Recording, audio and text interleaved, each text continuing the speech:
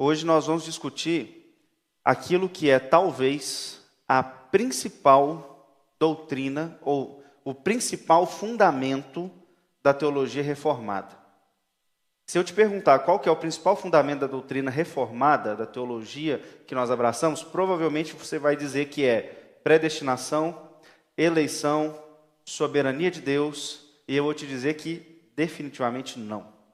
O que sustenta toda a teologia reformada é chamada teologia da aliança, teologia do pacto. E é exatamente isso que a gente vai aprender hoje.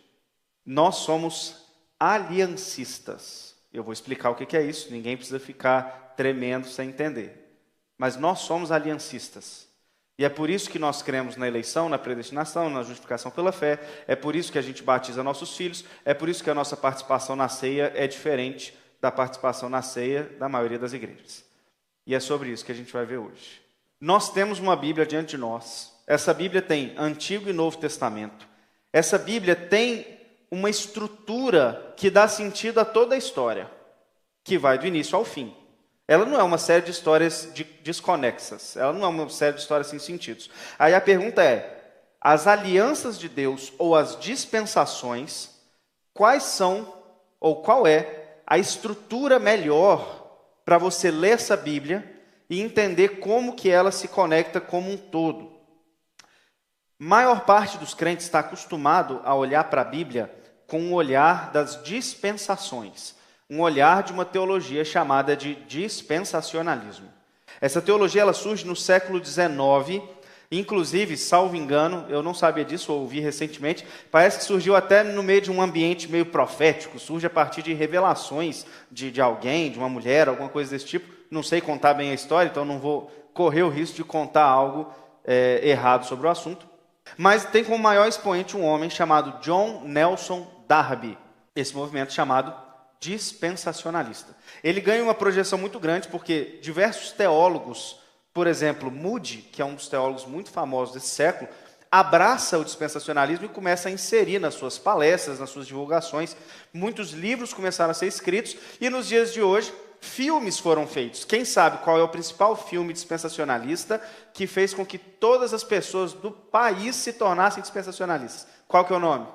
Deixados para Trás. Deixados para Trás moldou a mentalidade das pessoas em relação à Bíblia, porque fez todo mundo acreditar que aquilo era verdade. Mas então, surge uma tal de Bíblia Scofield. Alguém já viu essa Bíblia? Eu tinha lá em casa. Eles melhoraram, depois tem a nova Bíblia Scofield, que é tão ruim quanto a primeira, digamos a verdade. Então começa o dispensacionalismo a ganhar muita projeção do século XIX. E quais são as premissas básicas do dispensacionalismo? Ou seja, o que esse povo ensina? Primeira premissa básica: interpretação literal das profecias do Antigo Testamento. Então preste atenção, se você já leu o Antigo Testamento, você sabe que existem profecias destinadas a Israel, não sabe? Eles entendem que a melhor forma de interpretar essas profecias é literalmente. Ou seja, o que uma igreja dispensacionalista, alguém que abraça a teologia hoje, pensa? Que no futuro, Deus vai restaurar o Israel literal, aquele Israel que você existe ali na região ali da Palestina, e ali Jesus vai reinar literalmente, possivelmente num período chamado de milênio. O que é o milênio do dispensacionalista? O período da restauração nacional de Israel, em que Israel vai reinar, alguns creem, acho que talvez a maioria creia junto com a igreja, só que percebam que é a igreja junto com Israel, não é Israel sendo inserido na igreja, né? E aí eles entendem que essa é a melhor explicação para as profecias. Um dos teólogos do dispensacionalismo, que é o Charles Ryrie, ele diz o seguinte: as profecias do Velho Testamento com respeito à primeira vinda de Cristo foram todas cumpridas literalmente. Não há cumprimento não literal dessas profecias no Novo Testamento. Ou seja, o Antigo Testamento prevê que o Messias nasceria em Belém, e ele nasceu em Belém. Então é literal? É literal. Ele está certo nesse ponto, até certo ponto. Vocês já leram no Evangelho de Mateus, em que Mateus diz quando Jesus desce para morar no Egito, e Mateus diz o seguinte: como diz o profeta Oséias, do Egito chamei o meu filho. Já leram isso, Mateus? Já leram esse contexto lá em Oséias? Não tem absolutamente nada a ver com o Messias. Absolutamente nada. Simplesmente o apóstolo Mateus, ao ler o Evangelho, deliberadamente, sob a ação do Espírito Santo, entendeu que se falava do Messias. E nós só sabemos que fala do Messias por quê? Porque Mateus diz que fala. Porque o cumprimento é 100% espiritual e não físico, não literal. Então nem toda profecia acerca do Messias é literal a partir do Antigo Testamento. O método dele é válido para algumas coisas, mas não para tudo. Um exemplo claro que me vem à mente é esse: do Egito chamei o meu filho. E não tem absolutamente nada a ver com Jesus, no texto realmente de Oséias. Segunda premissa básica. Então percebam, nós estamos entendendo como pensa um dispensacionalista. Primeiro, profecias interpretadas literalmente. Segundo, uma dicotomia entre Israel e igreja. Uma separação. Literalmente, para um dispensacionalista, Deus tem dois povos e não um povo só. Eles chegam a dizer que a igreja é um parêntese na história entre o Israel do Antigo Testamento e o Israel restaurado do período do milênio. Então a igreja é uma interpolação entre essas duas fases da história de Israel, mas a igreja não é Israel. Deus tem literalmente dois povos, ele está tratando com Israel de um jeito, trata com a igreja de outro jeito, e as bênçãos que ele tem para Israel não podem ser aplicadas para a igreja. Elas são apenas para Israel. Dentro da perspectiva dispensacionalista, então, existe um dispensacionalismo inicial, que é o clássico. Ele passa por uma revisão e se torna um dispensacionalismo revisado, que as pessoas vão tentando melhorar. E hoje nós estamos numa fase do dispensacionalismo progressivo, que é o que a maioria dos teólogos batistas hoje são adeptos. Então, no dispensacionalismo clássico e revisado, você vai encontrar divergências, porque toda teologia tem divergência, mas basicamente você encontra 7 dispensações.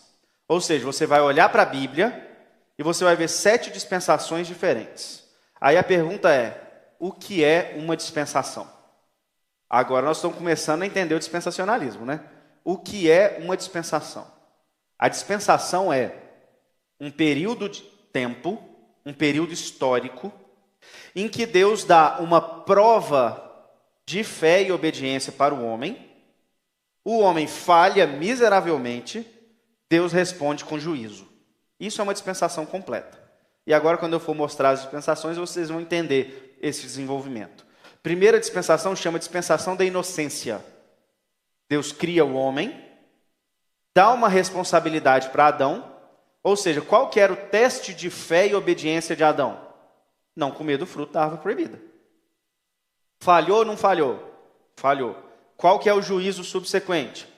Expulsão do paraíso. Expulsão do jardim. Entre todas as mazelas que vêm, inclusive, né? Mas a expulsão do jardim é, de modo característico, o juízo que vem sobre aquele povo.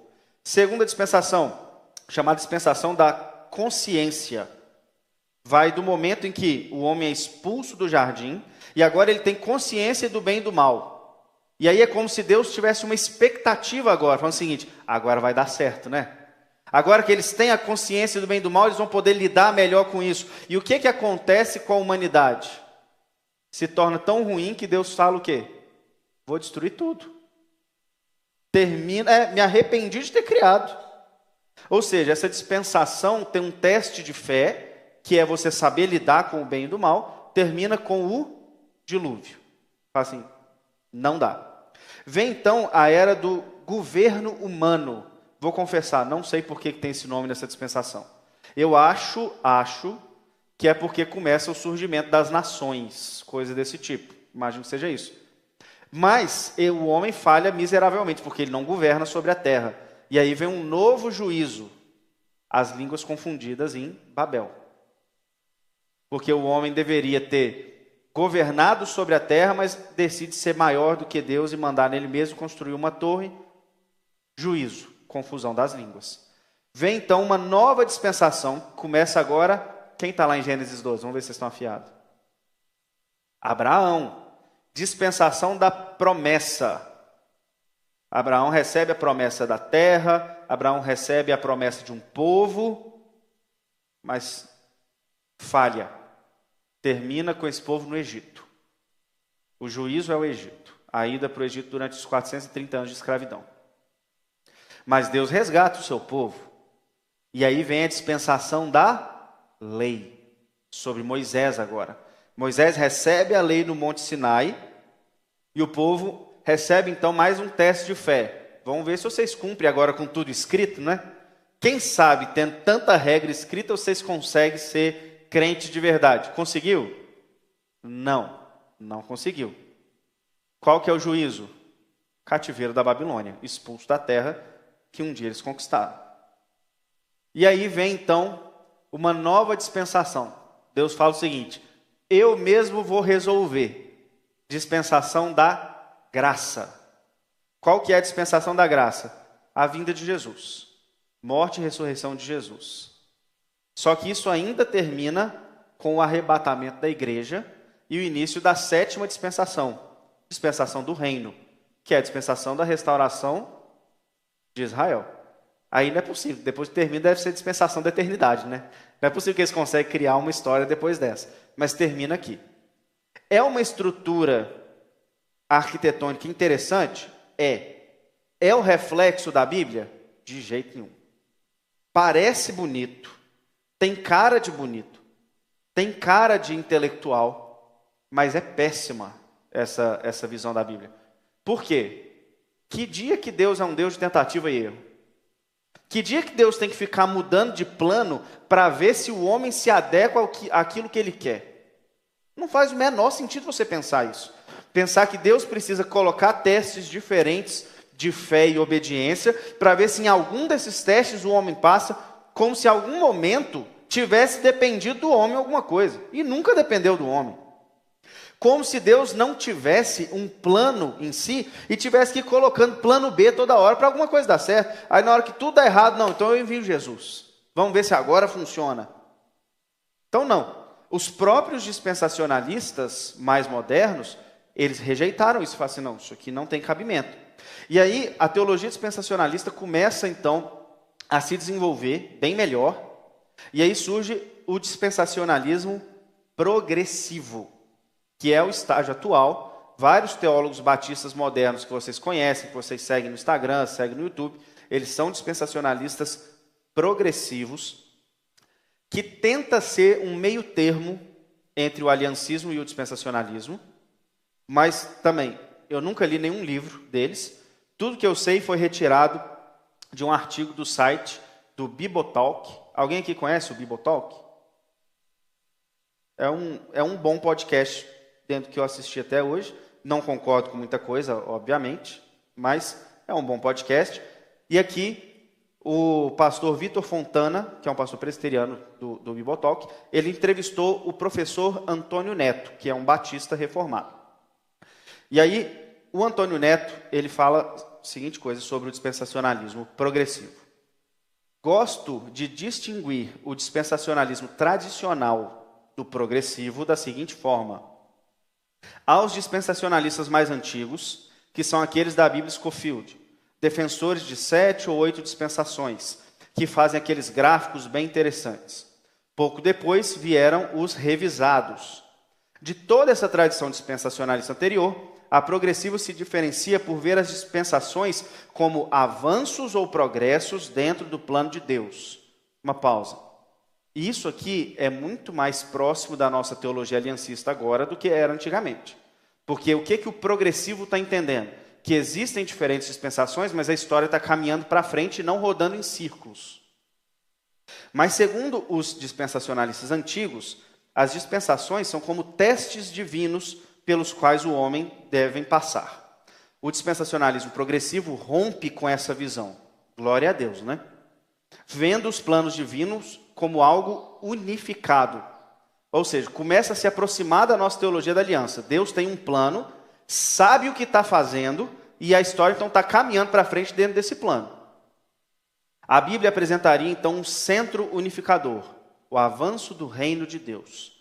E cada dispensação é um progresso das conquistas divinas durante o seu plano. Já melhorou substancialmente aquilo que eles pensavam. Porque aqui é bem mais próximo. Nós ainda não somos dispensacionalistas progressivos. Nós somos aliancistas. Mas agora nós temos um ponto de contato bem mais forte, que é a história caminhando para frente dentro de um plano de Deus, de um Deus que sabe o que está fazendo e que está conduzindo a história porque quer desse jeito. E não porque algo deu errado.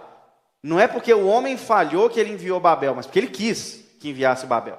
Que ele quis que acontecesse daquela forma por causa de um progresso do avanço do reino de Deus. Nós, aliancistas, entendemos que o que está acontecendo é um progresso da revelação de Deus. Deus está se revelando e revelando seu plano a cada... Eu vou usar a palavra aqui dispensação, mas não do mesmo modo dispensacionalista. A cada era, a cada aliança no nosso caso. Mas eu não estou usando no sentido de teste, mas sim de uma era até outra, nesse sentido de dispensação. Então aqui, nessa afirmação do Antônio Neto, a gente encontra então um ponto de contato. Os autores do dispensacionalismo progressivo, eles costumam dividir em 3 dispensações, uma antes de Cristo, uma na dispensação agora de Cristo e uma na dispensação depois de Cristo. Eles não ficam divididos em 7 ou 8. E aí, é importante ressaltar uma coisa aqui. O dispensacionalismo progressivo, ele muda consideravelmente a hermenêutica. O que é hermenêutica? A forma de interpretar o texto bíblico em relação ao dispensacionalismo clássico. Porque qual que é a premissa básica do dispensacionalismo clássico? Interpretação literal das profecias. Agora, o dispensacionalismo progressivo, se eu entendi bem o que o professor Antônio Neto explicou, eu acho que é isso que ele quis dizer, usa uma hermenêutica chamada de hermenêutica complementar. O que é a hermenêutica complementar? Ele dá um exemplo com relação a Atos capítulo 2, em que, no sermão de Pedro, Pedro cita o Salmo 110. E aí, nesse sermão, quando Pedro cita o Salmo 110, ele fala que Jesus já está sentado no trono de Davi, como cumprimento daquele Salmo 110. E aí, o que o dispensacionalista progressivo explica? Veja bem, você tinha uma promessa literal no Salmo e uma promessa literal a Davi, que é, o Messias vai se assentar no seu trono. O apóstolo do Novo Testamento trouxe uma interpretação literal ou espiritual? Espiritual, não literal. O que o dispensacionalismo progressivo fala? Isso não anula o literal. Ou seja, ele pega a ferramenta de interpretação do dispensacionalismo clássico, que é, vamos manter a literalidade do Salmo, vamos manter a literalidade da profecia, pega a ferramenta aliancista, que nós vamos ver daqui a pouco, que é a espiritualização da profecia, e junta as duas. Fala, então nós teremos as duas. Nós temos agora cumprido de modo espiritual a profecia, mas teremos no futuro cumprido de modo literal também a profecia. E aí, de onde ele tira isso? Ele fala que em Romanos 11, 26, quando Paulo diz assim, e assim todo Israel será salvo, como está escrito, virá de Sião o libertador, que desviará de Jacó a impiedade. Essa parte do virá de Sião o libertador é o versículo 2 do Salmo. Então o que ele explica é o seguinte, o versículo 1, que é se assentar no trono de Davi, foi espiritualizado.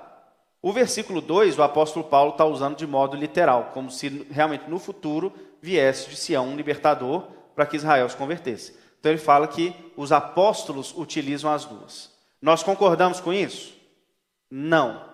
Mas a gente concorda que existe uma melhora substancial de interpretação em relação ao que você tinha do dispensacionalismo antigo. O problema é que hoje, se você pegar a maior parte, se não todas, acho que todas, as igrejas pentecostais, elas sabem o que é dispensacionalismo progressivo? Não. Todas elas acreditam no tradicional, no máximo revisado. E mais, sem saber que acredita, né?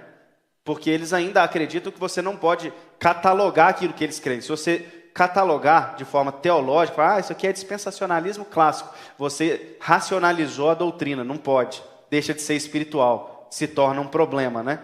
Então eles não sabem que creem, o que é muito pior. Pode falar, chefe. Isso, a letra mata, mas o Espírito vivifica, porque a letra mata é essa teologização. Nós sabemos que isso é um equívoco. A teologia nada mais é do que você sistematizar para compreender mais. Por exemplo, só naquilo que eu estou falando hoje, vocês já estão compreendendo mais como que eles enxergam a Bíblia. Isso não tem nada de anti-espiritual nessa racionalização, de modo algum. Então, deixando o dispensacionalismo de lado, nós passamos para aquilo que nós cremos, o aliancismo. Para a gente entender o aliancismo, eu vou deixar 3 recomendações de livro para quem gosta de ler.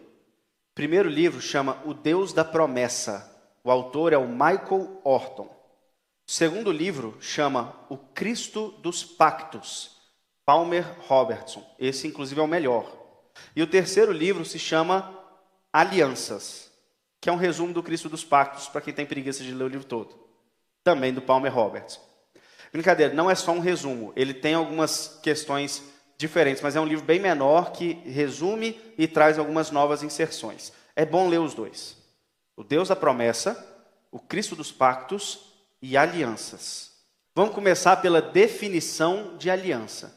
Então, a definição de dispensação é uma era em que Deus prova o homem, teste de fé, o homem falha, Deus manda juízo. Nós não acreditamos que isso aconteceu dessa forma. Embora aconteça isso, de fato, mas não acontece teste de fé, né? O que acontece é o homem falhando mesmo. Mas a aliança, ela é chamada também de teologia do pacto. Pacto.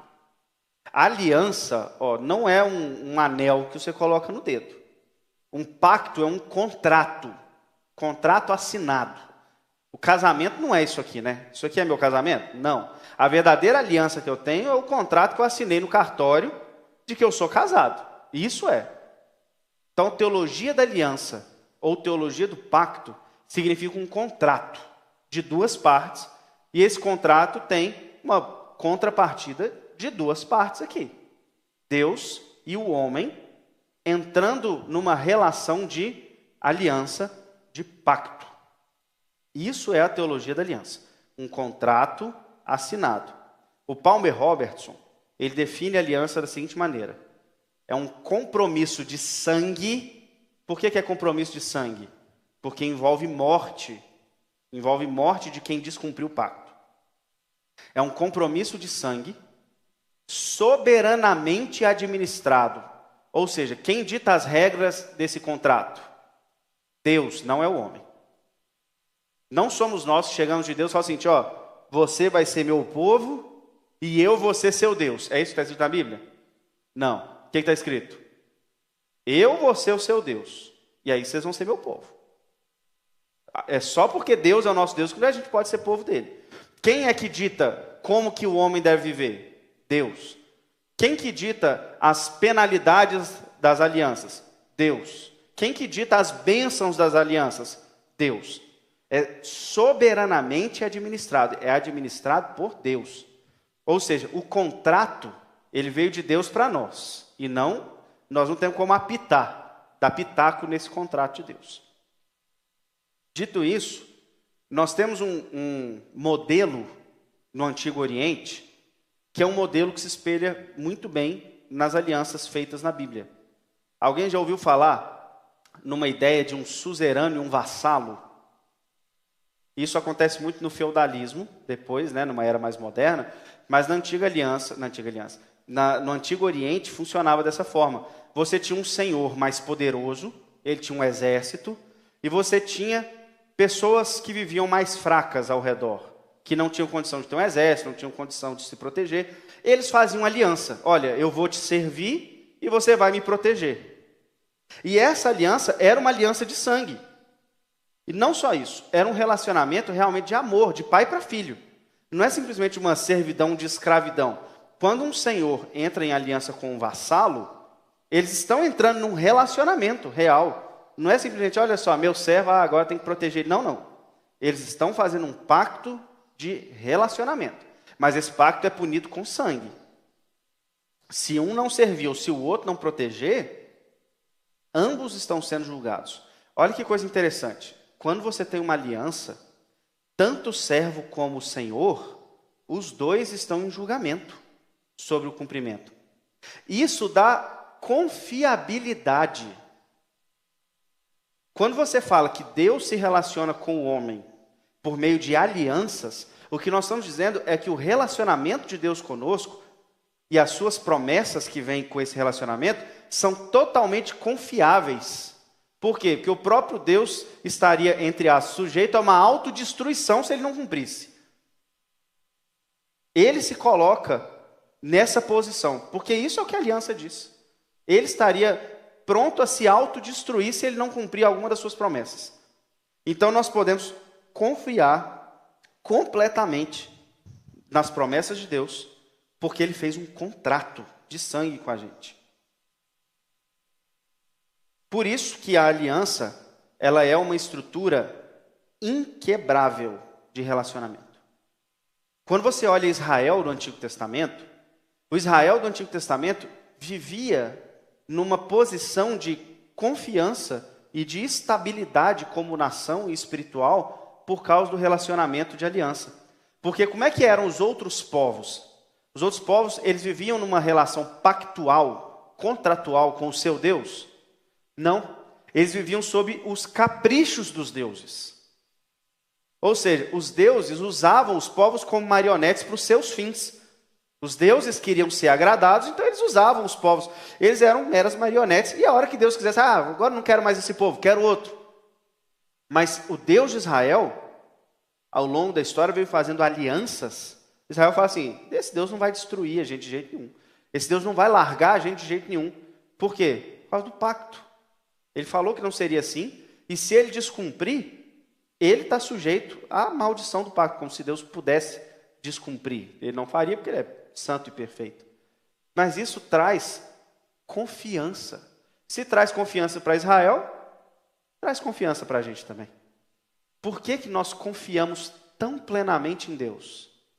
Por causa da relação pactual. Deus se sujeitou a uma autodestruição, se fosse o caso dele descumprir uma promessa. Então isso não vai acontecer.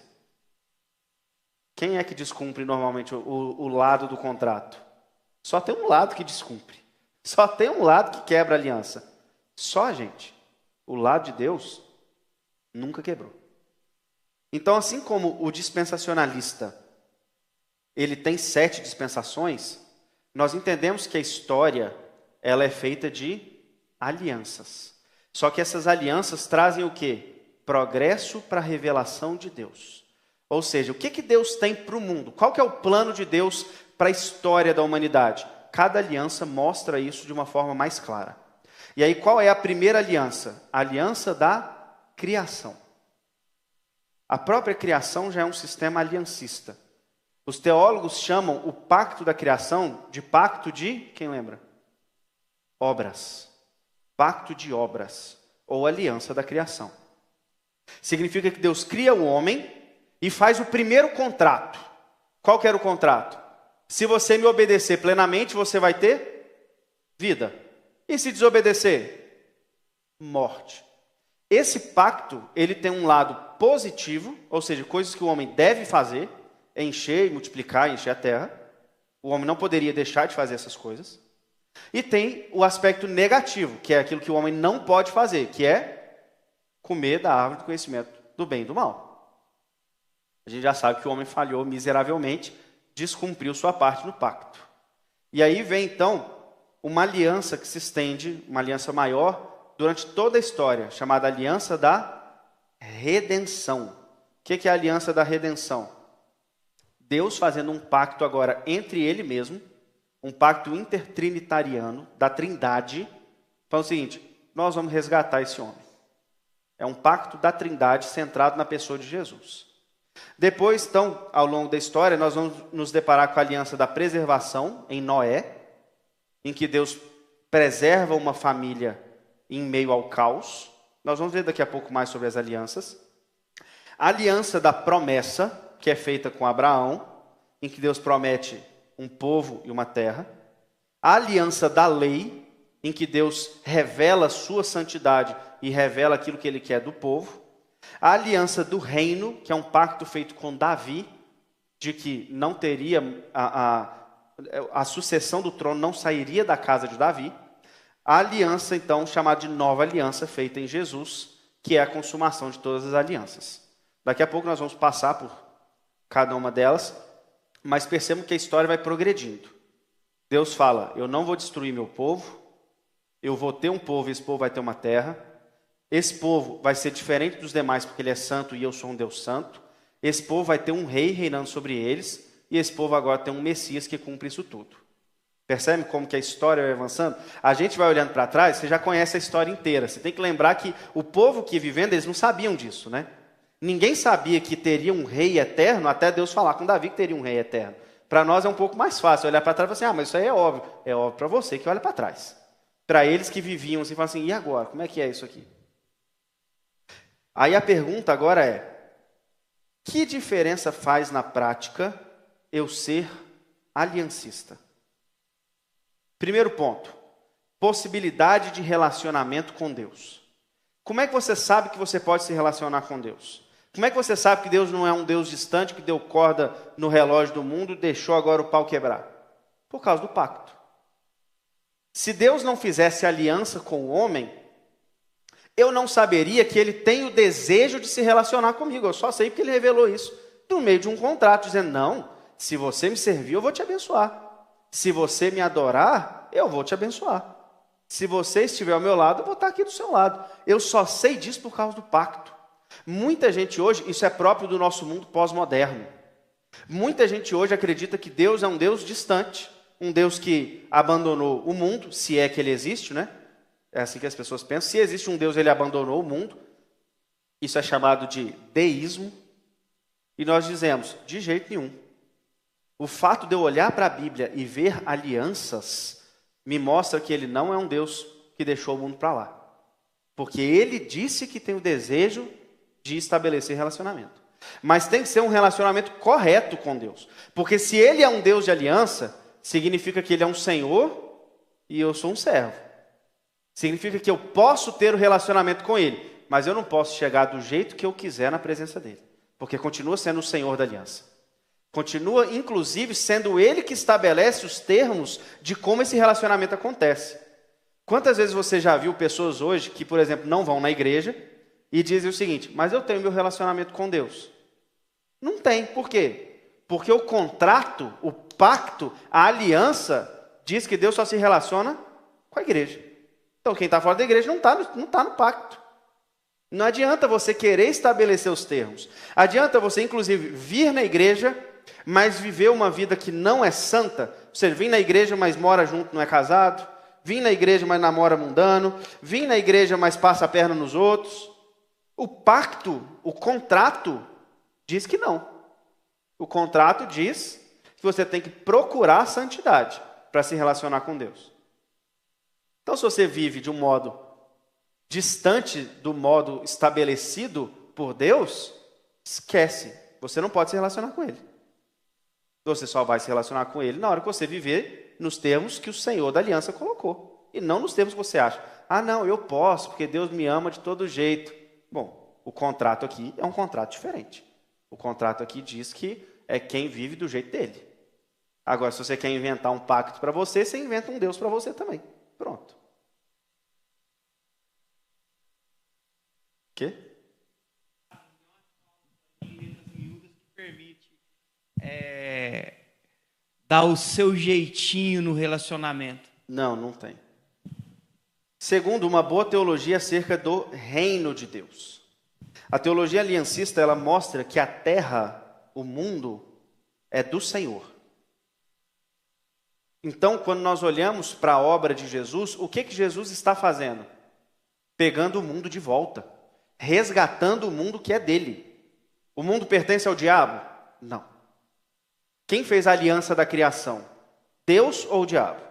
Deus. Então a terra é do Senhor. Nós é que estragamos as coisas colocando o pecado nela.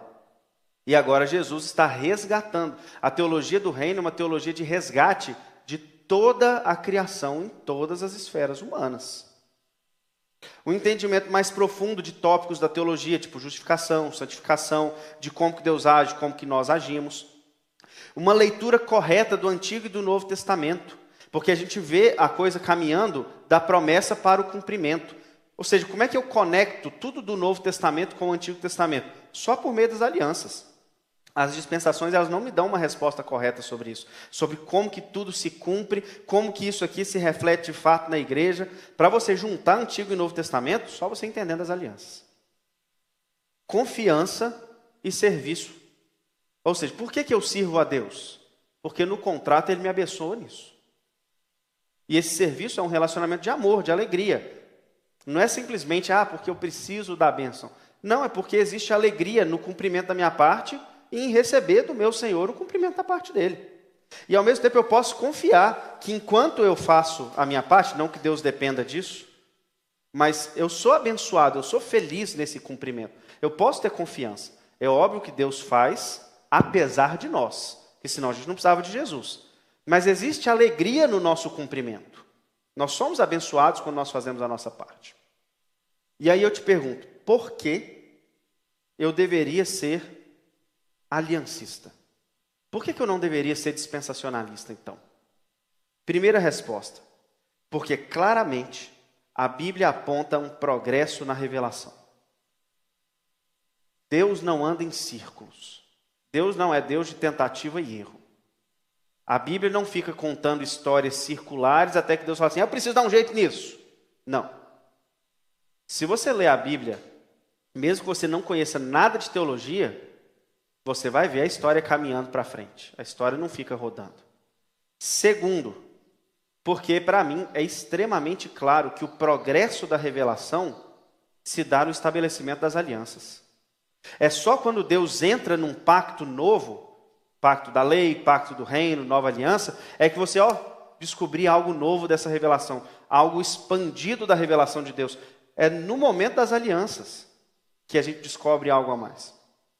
Terceiro, porque não há indícios claros na Escritura de que a nova aliança de Jesus crie um parênteses em relação à aliança antiga. Mas existe um indício claro na Escritura de que Jesus cumpriu tudo do Antigo Testamento. Ou seja, quando você olha para o Novo Testamento e para a nova aliança de Jesus, você consegue olhar e falar o seguinte, ele está deixando ainda coisas para Israel no futuro. Para mim não é a leitura mais clara do Novo Testamento. Quarto, porque a interpretação literal das Escrituras, das profecias, não é a ideal para os autores do Novo Testamento. Eles espiritualizam. A gente viu aqui o apóstolo Pedro espiritualizando o Salmo 110 em Atos capítulo 2. E o apóstolo Paulo faz isso outras vezes. A leitura natural dos apóstolos é espiritual e não literal. Inclusive o apóstolo Paulo, nós vamos ver daqui a pouco, ele fala sobre a igreja como sendo Israel de Deus. Ele espiritualiza o próprio Israel. A igreja é o Israel de Deus e o cumprimento dessas profecias se dá em Jesus.